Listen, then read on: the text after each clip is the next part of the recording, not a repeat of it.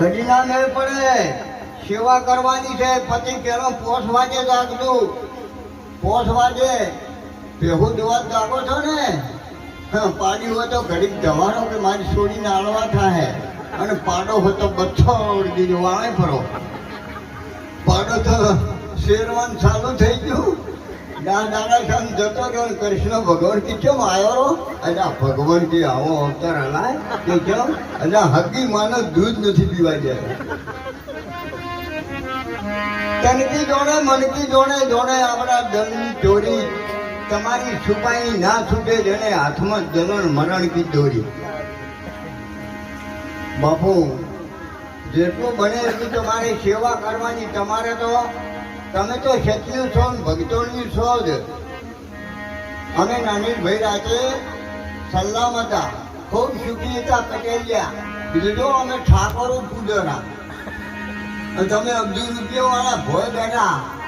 હે તમને એટલી ખબર નહીં પડતી? તમે એમ આ છેડો કયો આવ્યો? આ કોઈ દેહવાનો આ ગુરુ સવાઈ ની મેળ પડે. હકી ચાલવું, હકી બોલવું, દોનો વાતાવરણ.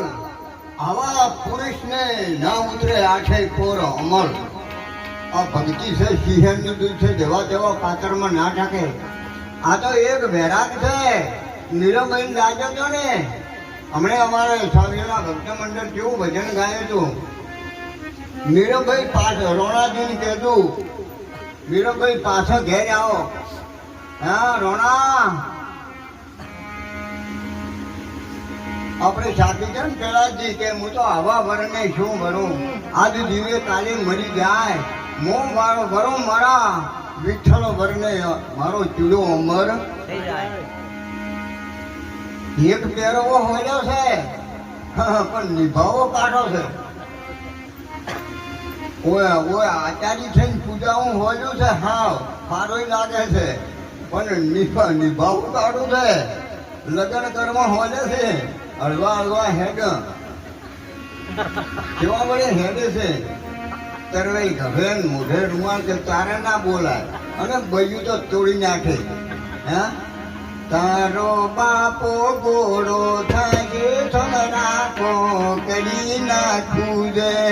હા કોકડી ના ખુદે, પણ ઘેર જઈને બીજું કોઈ ના ખુદે.